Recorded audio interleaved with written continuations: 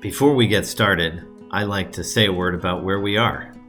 Today, Ask a Silicon Valley Lawyer is broadcasting from the Embarcadero, a roadway along San Francisco's eastern shore, which connects the East Bay and the Bay Bridge to the North Bay and the Golden Gate Bridge.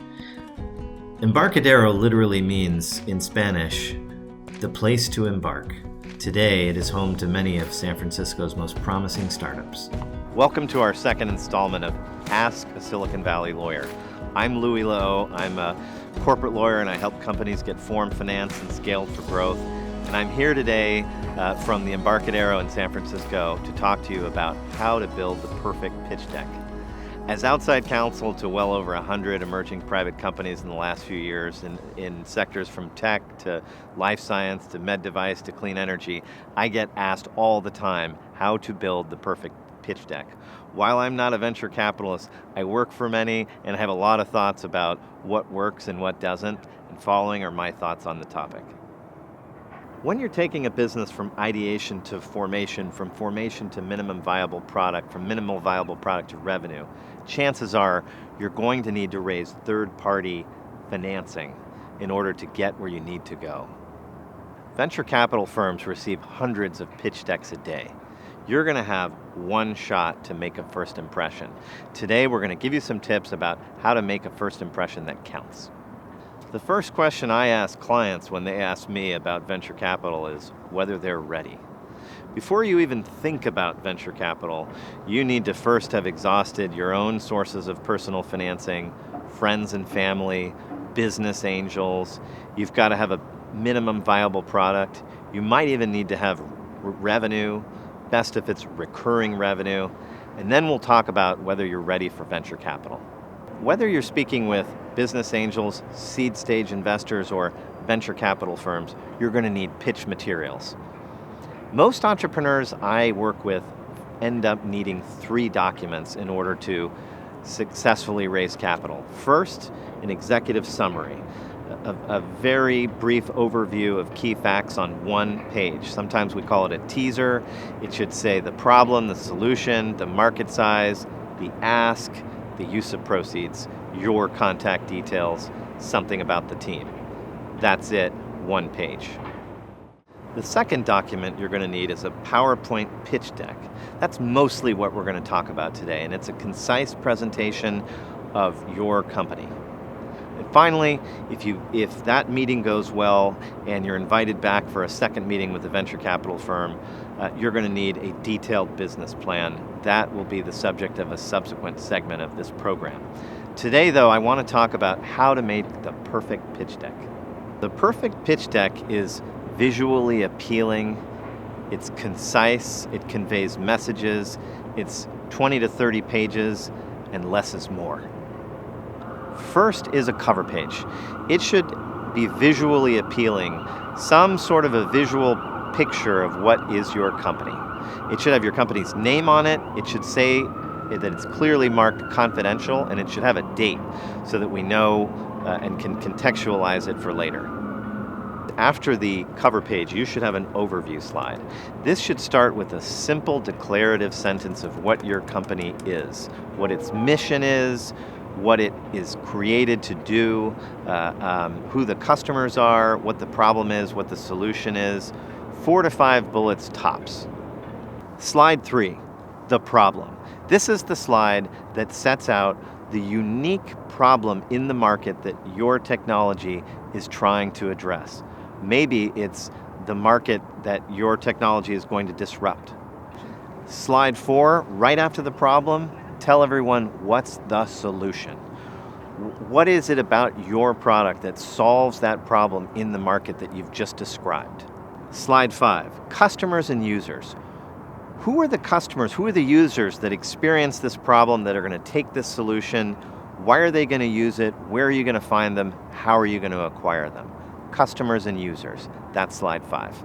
You next want to describe the total available market. Show your investors how big it is. There's going to be 2 things on this slide, the total available market and the serviceable available market. You want the TAM to be as large as possible in a circle, and you want the SAM to be to fill as much of the TAM as you can. The TAM and the SAM should not only be quantified in numbers of customers and users, but in dollars. Sometimes you'll need to or restrict it by geography. Sometimes it's going to be really hard to do because there is no other product in the market, so you don't know how large the market is. Do the best that you can to quantify it, both in terms of users, customers, and dollars. Slide 7, competition.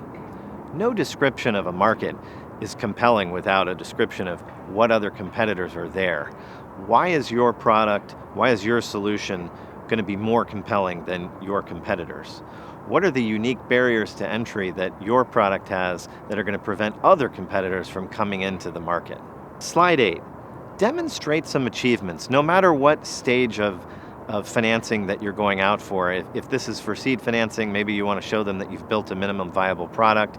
If this is a Series A financing and you've already built an MVP and you have some revenue, maybe you're going to put up some logos of customers. But show the achievements you've been able to demonstrate. Show the team members you've been able to hire. Show your achievements. That's slide 8. Slide 9, the business model. This is the slide where you demonstrate to investors that you know how to make money on your product, that your solution is profitable. This is where you might be describing the price per seat license if it's an enterprise SaaS product, how you engage with customers and monetize them if it's an e-commerce product, who's going to be paying for it if it's a medical device or a life science product, who's the third-party payer, and what's your pathway to get there. This is the place to show that you understand that you know how to make money and you know how to make it profitably. Slide 10, financial overview. Now that you've demonstrated the product, the solution, the market size, the competition, the business model, here is the place where you bring it all together and you show your investor that you understand revenues, EBITDA, profits. You show where this round of financing is going to get you to, how far out it's going to get you, what metrics does it achieve. The financial overview is really a slide that shows an investor the opportunity that's before them financially. A pro tip for the financial overview slide.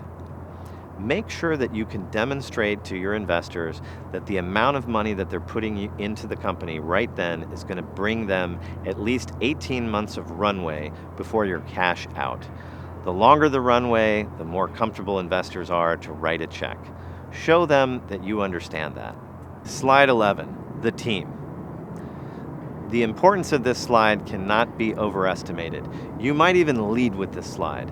This is the slide where you demonstrate to investors that you have assembled a world-class team that is capable of bringing that product to make it a solution, to bringing that solution and putting it into a business model, making money.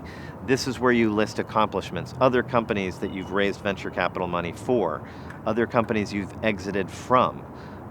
If you're a Stanford PhD, this is the place to put it. And it also is a place to show that you've got the key core expertise to execute on the opportunity that you've successfully already sold through the preceding slides. Pro tip, something you can do to distinguish yourself on the team overview slide is show how the members of your team have worked together for a long time at other companies. Slide 12. This one could be 1 slide, 2 slides, or 3 slides, and it could be called funding, the ask, or use of proceeds. But what we want to communicate now are 3 critical things. One is, tell investors very clearly how much money you're trying to raise. Is it $1 million in convertible notes?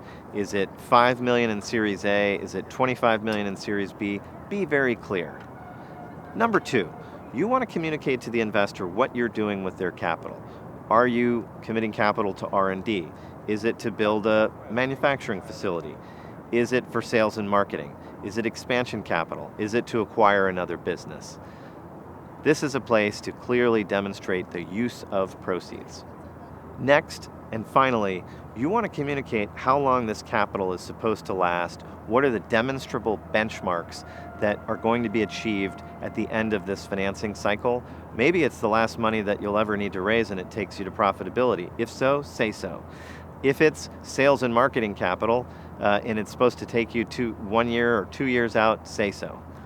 This is the place to say how long that this capital will take you and what are the demonstrable benchmarks so that your investors can quantify success. Finally, you want to wrap up slide 13 with contact details. Make it very easy for them to remember your name, the name of your company, the phone number that you use to receive calls from investors. Hopefully it's your cell. And finally, an email address that you can answer in seconds from an investor. As we wrap up our second segment of Ask a Silicon Valley Lawyer, I want to leave you a final pro tip: the follow-up. After you have that investor meeting and you've communicated all of these slides, make sure that you've got a working website. Make sure that you've left a business card. Make sure that you have a LinkedIn profile that reflects well on you and is consistent with what you're trying to do. And finally, send an email, say thank you for your time. Make sure if you have a 30-minute meeting, you stick to your 30 minutes of time and you don't go over. That's a typical mistake I see startups making, is they schedule a half an hour meeting and they go on for an hour and a half, and the venture capital investor doesn't know how to get them out of their office. Nothing more frustrating. Stick to your allotted time and follow up. Thank people for their time, follow up.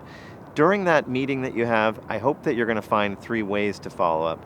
You'll have found some areas of overlapping personal or professional interest that allow you to follow up.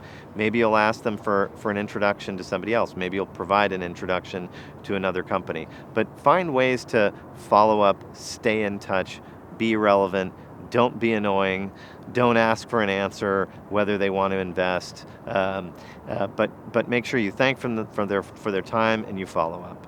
Thanks for joining us on how to build a perfect pitch deck. If you have any questions, please don't hesitate to reach out to me, Louis Lehot,